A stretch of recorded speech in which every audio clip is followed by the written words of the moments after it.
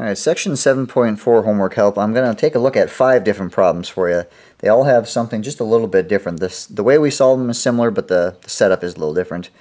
So they're all partial fraction decomposition, very important section. You end up using it in Calc 2 when you get to that point, or Calc BC. It's going to ask you to write the partial fraction decomposition of this function, where I don't have to do long division. It's a simple little factoring and setting it up. Problem number 2 is very, very similar in terms of the setup. You're going to do your factoring. There's going to be, this term is going to cause possibly an issue. It's just one that you want to see or take a look at. The third one, partial fraction decomposition, what are you going to do if you got something to the third power? Remembering how to do synthetic division basically is what that comes down to. Otherwise very similar to the other ones. Partial fraction decomposition, the first problem that we run into for the ones that I'm doing where I actually have to do long division.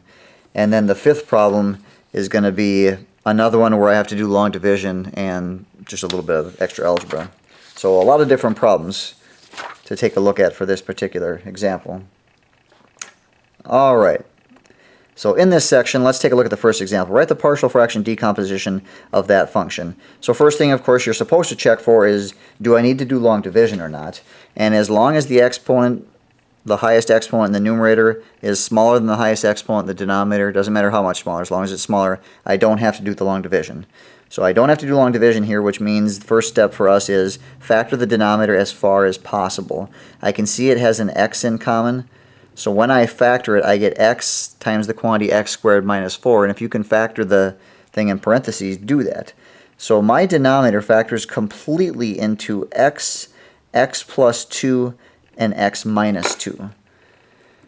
And so I should have 3 different fractions that I need to have. My one denominator is going to be x, another denominator is going to be x plus 2, and a third denominator is going to be x minus 2. And since this is linear, I put a constant above it. That is also linear, put a constant above it. This is also linear, so put a constant above it. And now I'm just going to get a common denominator and put these together. Now I know my common denominator is going to be this. So I'm not going to necessarily show the work in how I'm getting the denominator. I'm just going to look at the numerator. This denominator has x, so a is going to have to get multiplied by those two. So this is going to become a times x plus 2 times x minus 2 plus b. It's got the x plus 2, it's missing those two. So it's going to be b times x minus 2. And then c's got the x minus 2, but it doesn't have these. It doesn't have the x and the x plus 2. And what I'm going to do is I'm going to set that equal to the numerator of my original problem. So x squared plus 12x plus 12. And I'm going to want to refer to this to be able to figure out what a, b, and c are. My final answer is eventually going to look just like that, except a, b, and c will be actual numbers. Alright, so once I get here, here's how I'm going to figure out what a, b, and c are. Like we did in class, you want to just pick a value for x and plug it in. Pick a number that's going to make these parentheses or that term be 0. So for example, I'm going to pick x to be negative 2. That would be 0, which means this term would disappear. Whoops. That would be 0, which means that term would disappear, and I can figure out what b is. So when x is equal to 0, this term will cancel. Sorry, I had said, well, let's just do 0 since I have 0 right now. That's not what I originally said, but that's fine. If I plug 0 in here, I'm going to get 2, negative 2. Multiplying those together will give me negative 4a plus this term would cancel because of that x being 0. That would all cancel. That term would cancel because of the 0. And now if I plug 0 in for this, I end up getting 12. So very quickly I can figure out that a is equal to negative 3. Alright, so let's pick another number so I can figure out a different variable. So let's pick a is equal to negative 2. Sorry, not a, x is equal to negative 2. Plugging negative 2 in here is going to completely make this term cancel out. Plugging negative 2 in here and here is going to make that negative 4, negative 2, or 8b.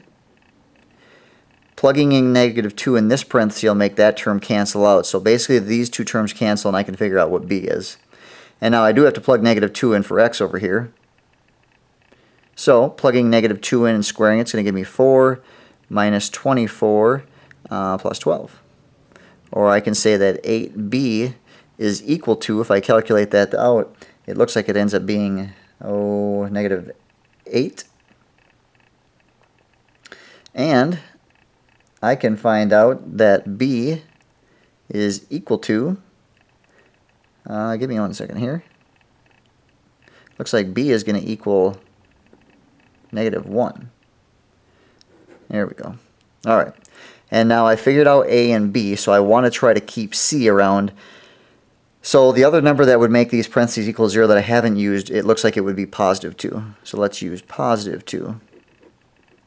Plugging that in, that'll make this equal 0, that equals 0, and that would be 2 times 4, or 8c, is equal to, and again, plug 2 into this, it's going to give you 4 plus 24 plus 12, or 8c is equal to, looks like if I combine all that, it's going to give me 40. So I can find out that c is equal to 5. And now my final answer is I'm going to take these three numbers and plug them in here. So instead of saying it's a over x, I'm going to say it's -3 over x, plus b, so -1, over x plus 2, plus c, which is 5 over x minus 2. And that is my final answer. And of course, if you wanted to check to see if this was right, you could easily get a common denominator, multiply all this together, and you would eventually get that original answer. All right, so there's the first one. Second one, same process, just different type of setup. Again, check to see if I have to do long division or not, and because the degree of the numerator is 2, the degree of the denominator would be 3 if I multiplied that out. I don't have to do long division since the degree of the numerator is smaller. So factor the denominator is what you want to do. Factor completely, making sure that you factor this into x times x times x plus 1. That would be, I would say, the most common mistake is forgetting to take an x squared and factor that down. It does factor down. All right, so I have 3 terms. So again, my denominators, I should have 3 of them. And because this is linear, I need to have a constant above it. Here's where the trick comes in. This is technically linear, this term right here. That means there needs to be a constant above it. If you remember in the notes, however, we said you cannot have the exact same denominator twice or 3 times or however many times. If that happens, you need to square the denominator the second times it happens. If this was also an x, they would have to be x to the third. But the factor itself is linear, which is why we put a constant above it. I don't look at that like it's quadratic. Be very careful with that. All right, this is linear, so again, constant above it. And so there's again what my final answer will look like. All right, so now let's get this common denominator here. I've already got one x. I'm missing the second x and the x plus 1, so a is going to get multiplied by x and x plus 1. b has both of these x's. It doesn't have the x plus 1. And c's got the x plus 1, but it's missing the x squared. And then I'll set that equal to the numerator of my original problem. All right, so there we go. And now I start picking numbers. What would make these things equal 0? Well, it looks like 0 would be a good number to pick, and -1 eventually. So it doesn't matter which one you go with first. I'm going to go ahead and pick 0. All right, if I plug in 0, that term will disappear. This term would disappear. This would end up giving me 1b is equal to -1. That's really nice. I don't really have anything to solve there. All right, we said -1 would be another number to try. All right, so plugging -1 in is going to make the a term disappear. It's going to make the b term disappear, and then -1 squared is 1c is equal to 4 times -1 squared should give me 4 minus 2 minus 1, or it looks like c is equal to 1. All right. Unfortunately, those are the only 2 numbers that are going to make these things equal 0. And since I've used them up, what I'm going to do is I'm going to pick whatever x value I want. I can pick 17, I can pick 25, I can pick anything I want and plug them in. So I'm going to pick x is equal to 1. So you can pick whatever you want. Pick a number that's somewhat small, make it easy on yourself. If x is equal to 1, I'm going to have 1 times 2, or 2a. Plus, I'm going to have, remember I'm plugging a 1 in here, that's going to be 2b. But I already know what b is, it's -1. So I'll show it, but you could just say it's -2 here to start with. It's 2 times negative 1, plus c, which I know is 1, times x, which is 1 squared, is equal to, and then plug 1 on the other side. It's going to be 4 plus 2 minus 1. And now if you calculate, you can see that it's 2a. This is negative 2 plus 1 or minus 1 is equal to, this is eventually going to give me 5. And so I get 2a is equal to 6, or a is equal to 3. So try to use the numbers that are going to make this equal 0 first, and then if you only have 2 answers, pick whatever number you want to get the third one. And so now remember, just take these numbers and put them in for a, b, and c. So your final answer should be 3 over x minus 1 over x squared plus 1 over x plus 1. And since these are all being added and subtracted, it really doesn't matter the order that you write them in. All right, on to number 3. Number 3, again, you have one where you have synthetic division. Now, we've done synthetic division before, so it's not that big of a deal. So you'd want to start doing your synthetic division. Again, check to see if you have to do long division. The degree of the numerator smaller than the degree of the denominator, so I know I don't have to. And I'm going to do the synthetic division. Remember that if this is on a test, obviously you're going to have to show your work and you're going to have to guess and check, and I probably would not give you a number like 12 because there's a lot of factors. If this is in the homework, graph it on your calculator so that you can quickly find one of the x-intercepts. I did that already, and I know that 2 is going to be one of the answers, so I'm going to run through and show that 2 actually works. And there it is. Now remember that we are factoring, not necessarily solving. That means this factor is actually x minus 2, and then this is x squared minus x minus 6, which happens to factor into x minus 3 and x plus 2.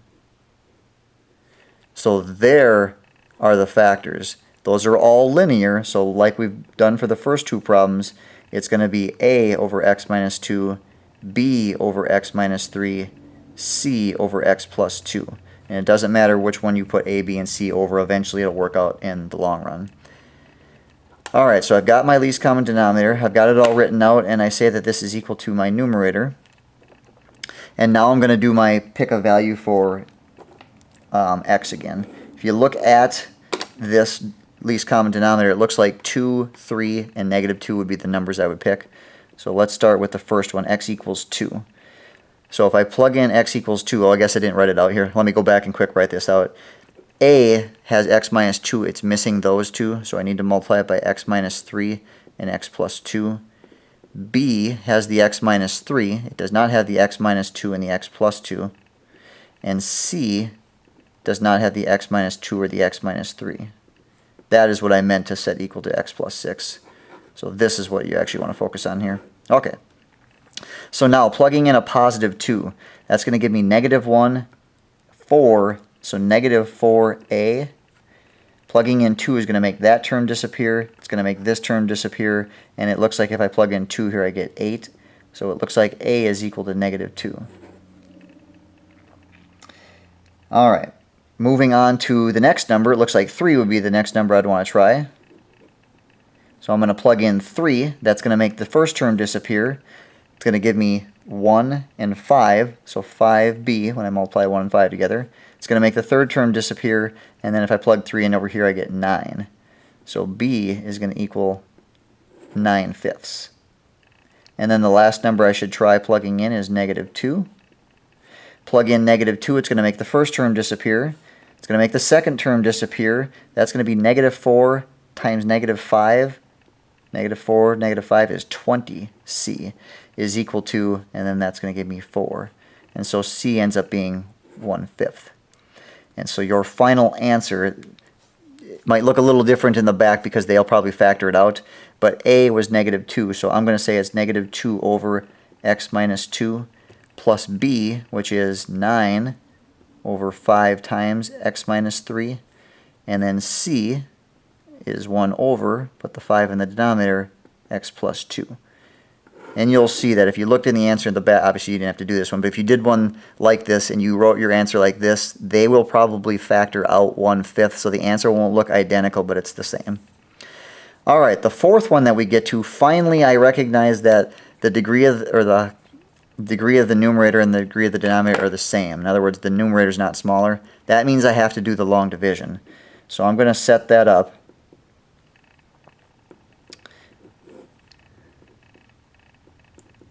And then I'm going to run through and do my long division. I know I need to multiply by 1 so that I can get x squared. So I will have x squared plus x plus 1. And remember, we're subtracting that quantity. The first one's cancel. Careful with your double negative if you have any. It's negative x minus x, so negative 2x, and then 0 minus 1. So another way of writing that function would be to say that it's 1. You can say plus negative 2x minus 1 divided by what you're dividing by originally, x squared plus x plus 1. Or because those are both negative, most likely they would change this to minus, kind of factor out the negative 1 and just change that to a negative, and then they'll change this to 2x plus 1. Alright, and now after I've done the long division, my goal now is to focus on the remainder part of it and do the same steps that we did before. So you notice I don't have to do long division on this? And we're basically starting right where we would have for the last three. I want to factor the denominator. It actually doesn't factor, which is fine. What that means is I'm done. That's not going to change. This is actually my final answer. Alright, and then let's take a look at the fifth one. That'll have a little bit more work going on. Alright, when I take a look at that fifth one, when I look at the numerator's degree, it's a 4. The denominator's degree, if I multiply it out, it's a 3. I definitely have to do long division. So I'm going to set that up, and because this is not multiplied out, I need to multiply or FOIL that thing out. So I'm not going to show the work for that, but if you need to put the parentheses together and do that, you can. If you remember Pascal's triangle, it's how I'm getting this answer a little bit quicker. If you don't remember, that's fine. You can just go ahead and multiply it all out. But this is what x minus 1 to the third should be. Alright, so if I look at the first terms, what would you need to multiply that by to get x to the fourth? Well, I would need to multiply by x. So now redistribute that x. It gives you x to the fourth. It's going to give me negative 3x to the third. It's going to give me a positive 3x squared and a negative x. And remember, I'm subtracting that quantity. First terms cancel. They're supposed to. Remember, be careful with your double negatives. 0 minus a negative, so positive 3x cubed, will become negative 3x squared and positive x. This degree and this degree are equal, which means I still need to keep going with my long division. So what do I multiply this by to get 3x to the third? I've already got the x to the third. I'd need to multiply by a positive 3. Now redistribute 3 to all of these, and you get 3x to the third minus 9x squared plus 9x minus 3. And remember, again, we're subtracting that quantity. And again, be careful with your double negatives. This is going to give me 6x squared. It's going to become minus 8x plus 3. There's the remainder. So another way of writing my original problem would be to say that it is x plus 3 plus the remainder, which is 6x squared minus 8x plus 3, divided by the x minus 1 cubed, or you can rewrite it like this if you want to, but this will be more beneficial. Alright, so that's just like the fourth problem that we did where we were done with the fourth problem. However, this denominator actually does factor. They were nice. They factored it for you. It's just x minus 1 3 times. So there's my denominator. These are all linear, so I'm going to have A, B, and C above them. But remember, because these are exactly the same, I can't just write x minus 1 3 times. I have to say it's A over x minus 1, B over, because this is the second time I'm writing this, it's x minus 1 squared, and then C, because technically this is linear, but this is the third time I'm writing it, so it's x minus 1 cubed. And now that's the common denominator. It looks like A would have to get multiplied by x minus 1 squared. B just needs one more of the x minus 1's. And C actually doesn't need anything. It's got the least common denominator.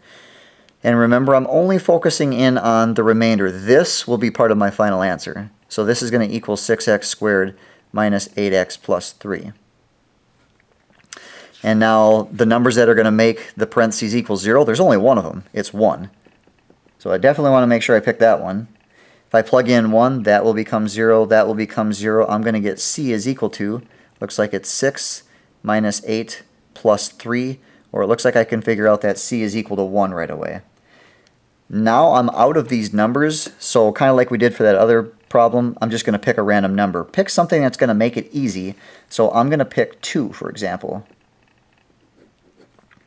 If I do that, that's going to give me 1 squared, or 1a, 1b, plus c, which I already know is 1, is equal to, plugging in 2 over here, it's going to give me 4 times 6, or 24, minus 16 plus 3. Or, if you calculate, this is going to be 8, 9, 10, 11, subtract 1. You're basically coming up with a system of equations because I don't have enough numbers to plug in. I'm going to get a plus b is equal to 12. Again, that was 11. Sorry, that should be 10. Yeah, that was 11 and I subtracted 1. Alright, now I'm going to go back and pick another number. I'm going to pick, again, you can pick whatever you want. I'm going to pick 0. Plugging in 0 is going to give me negative 1 squared, so positive 1a. 0 here is going to give me negative 1b. And of course c is still 1. Is equal to, plugging in 0 is going to give me 3. And so my other equation is a minus b is equal to, I'm subtracting 1, so this is going to equal 2. And now I can solve this system. Adding them together, we'll get the b's to cancel. I can figure out a is equal to 6. And then back substitute, I can figure out that b is equal to 4. And now when I go to write my final answer, be careful, do not forget this x plus 3. My final answer, since I'm running out of room, I'll just write here, is x plus 3 plus, and now I'll put my variables in their spots here. So c was equal to 1, so there's going to be a 1 over that term cubed. A was equal to 6, I'll write that one down first, it really doesn't matter. So it's 6 over x minus 1, b was 4, so plus 4 over x minus 1 squared, and then c we said was 1, so plus 1 over x minus 1 cubed. Alright, and there it is. So make sure that you're checking to see if you need to do the long division or not, then be able to do that. If you do the long division, focus on the remainder. If you don't have to do the long division, obviously you're starting with that part of it, and then running through your steps, remembering which numbers to plug in for x to start with. Alright, that's homework help for 7.4. Let me know if you need any extra help.